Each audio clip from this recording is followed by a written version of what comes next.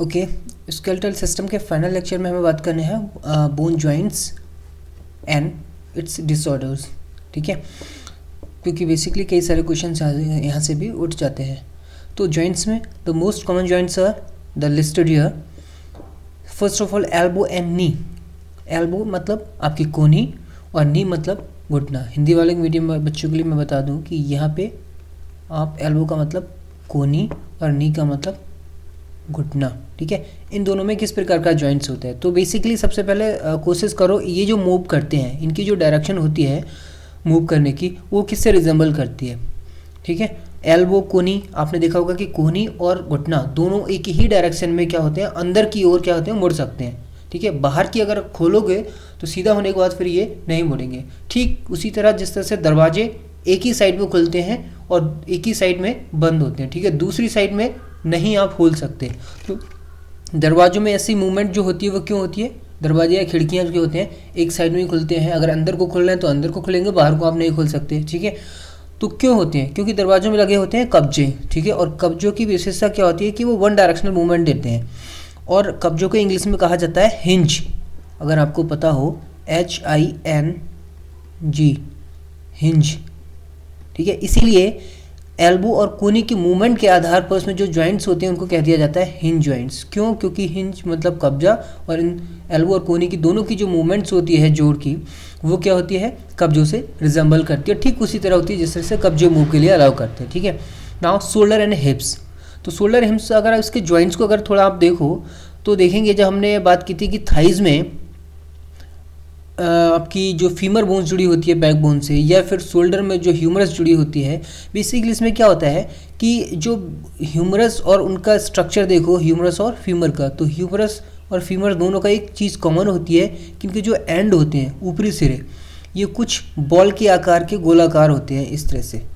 ठीक है, और इनके आकार से एक चीज़ समझ में आ रही है कि ये जहाँ जुड़ेंगे वहाँ पे इनके आकार के हिसाब से एक सॉकेट जैसा कुछ होना चाहिए इस तरह से।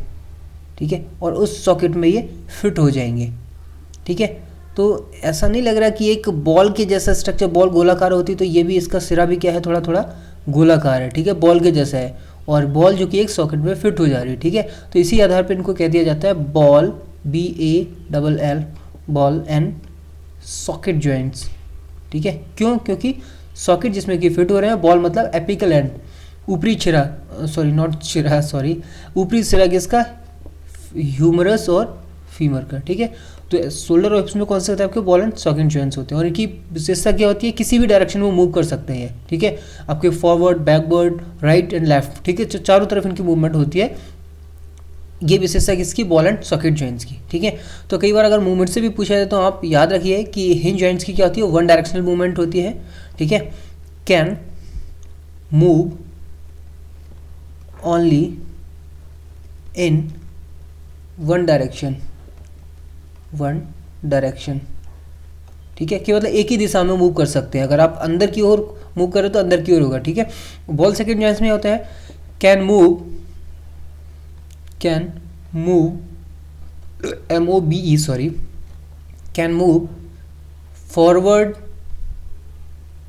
आगे की ओर, बैकवर्ड पीछे की ओर, आगे पीछे, राइट एंड लेफ्ट, मतलब चारों दिशाओं में ये डायरेक्शन में मूव कर सकते हैं। ठीक है, now comes to wrist. Wrist में आपने देखा, हमने बताया था कि रिस्ट में क्या होते हैं, 8 हड्डियां होती हैं, 1 2 3 4, फिर इसके ऊपर 1 2 3 4। ठीक, तो यहाँ पे क्या हो रहा है कि ये वाली जो हड्डियाँ, ये तो हथेली से जुड़ती है, हथेली की हड्डियों से।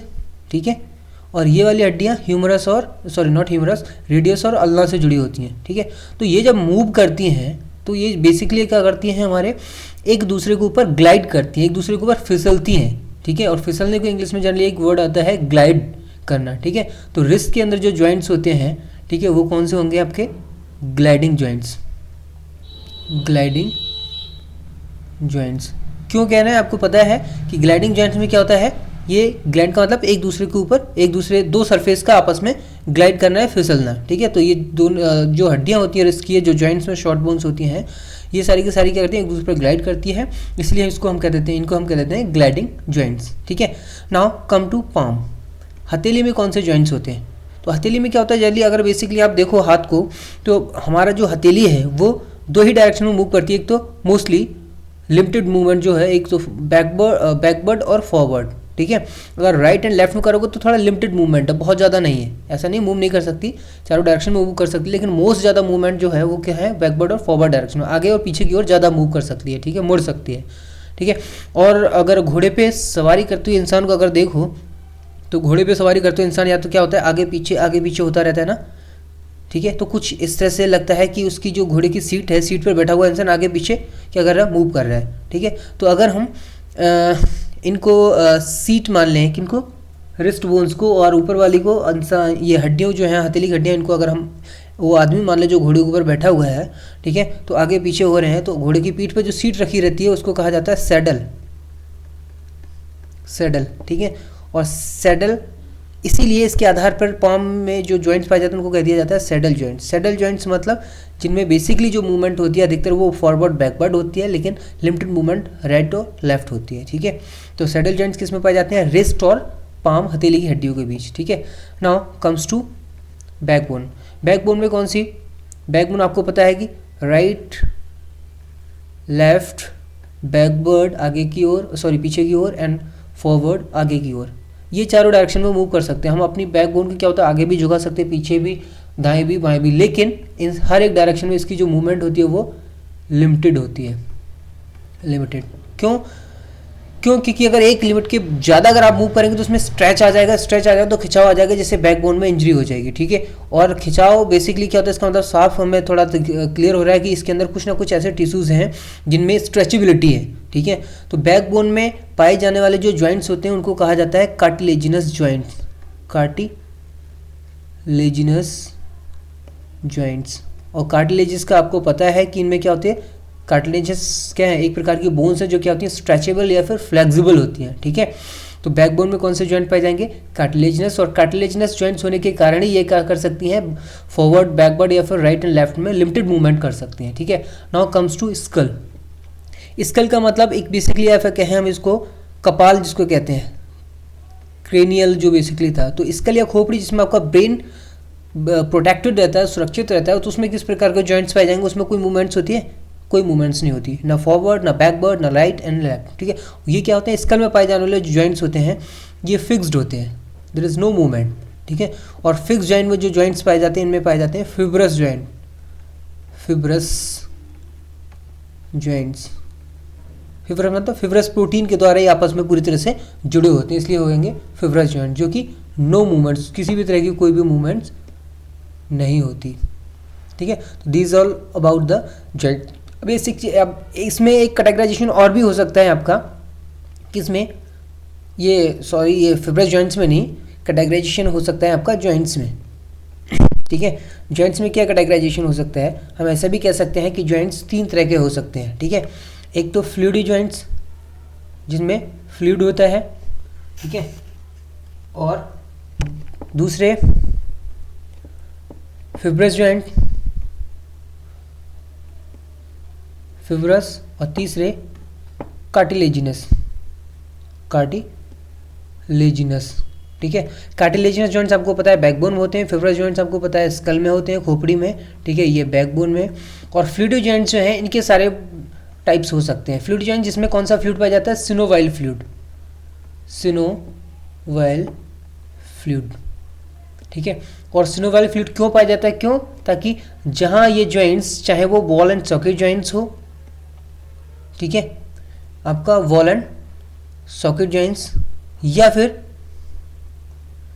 कोई अदर जॉइंट्स हो, इन सब में क्या हो जाता है, फ्लूइड पाया जाता है। क्यों, ताकि दो सरफेस जिसमें ग्लाइड कर रहे हैं या फिर मूव कर रहे हैं वहाँ पे फ्रिक्शन या फिर घर्षण ना हो, तो इस घर्षण को जीरो करने के लिए या फिर कम करने के लिए क्या होता है, वहाँ पे फ्लूइड पाया जाता है, जिससे वहाँ पे क्या होता है, थोड़ा चिकनापन आता है, ठीक है। और मूवमेंट, ये जॉइंट्स की मूवमेंट आसानी से होती है। और इसी के बहुत सारे टाइप्स है, जैसे हमने पढ़ा हिंज जॉइंट्स, आपका हिंज जॉइंट्स जो एल्बो, कोनी और घुटने में पाया जाता था, ठीक है। ग्लाइडिंग जॉइंट्स आपके रिस्ट में पाए जाते थे।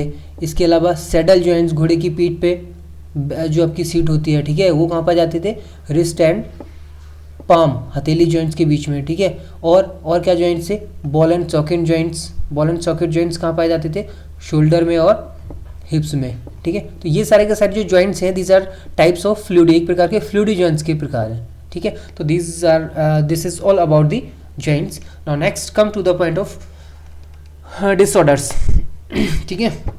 तो बोन डिसऑर्डर्स की अगर हम बात करें, बोन डिसऑर्डर्स इसमें जो मेजरली हम बात करेंगे वो 3 और 4 बोन डिसऑर्डर्स की बात करेंगे। बोन डिसऑर्डर्स जो शायद आपको पता भी है अच्छी तरह से। बोन डिसऑर्डर्स में जैसे पहला बेसिक सबसे कॉमन ऑर्थराइटिस, ऑर्थराइटिस जिसको आप जनरली गठिया के रूप में जानते हो, ठीक है। तो ऑर्थराइटिस के जो कारण हो सकते हैं, इसका कारण जेनेटिक भी हो सकता है या फिर कोई एंड एक्सटर्नल फैक्टर भी हो सकता है कोई, ठीक है। एक्सटर्नल फैक्टर में कई सारे फैक्टर आ सकते हैं आपके, ठीक है, लाइफस्टाइल और खान पान वगैरह वगैरह, ठीक है।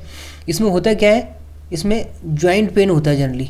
आपको पता है कि गठिया में क्या होता है, जॉइंट पेन होता है, जॉइंट पेन और जॉइंट्स में सूजन, स्वेलन, ठीक है। तो सूजन और जोड़ों में सूजन और दर्द क्या होता है, ऑर्थराइटिस का लक्षण होता है, ठीक है। दूसरा जो बेसिक है जिसको हम कहते हैं ऑस्टियोपोरोसिस, ऑस्टियोपोरोसिस इसको हिंदी में कहा जाता है अस्थि भंगुर, ठीक है। और अस्थि भंगुर क्यों कहा जाता है, क्योंकि अस्थियों का भंगुर होता मतलब अस्थियों का कमज़ोर होना। तो ऑस्टियोपोरोसिस अस्थि भंगुर, ये अस्थि भंगुर महिलाओं में सबसे ज़्यादा कॉमन होती है। वो क्यों, इसमें हड्डियां कमज़ोर हो जाती हैं, भंगुर का मतलब कमज़ोर होना, ठीक है। तो बेसिकली इसमें क्या होता है, अस्थि भंगुर में हड्डियां कमज़ोर हो जाती हैं, कमज़ोर, ठीक है।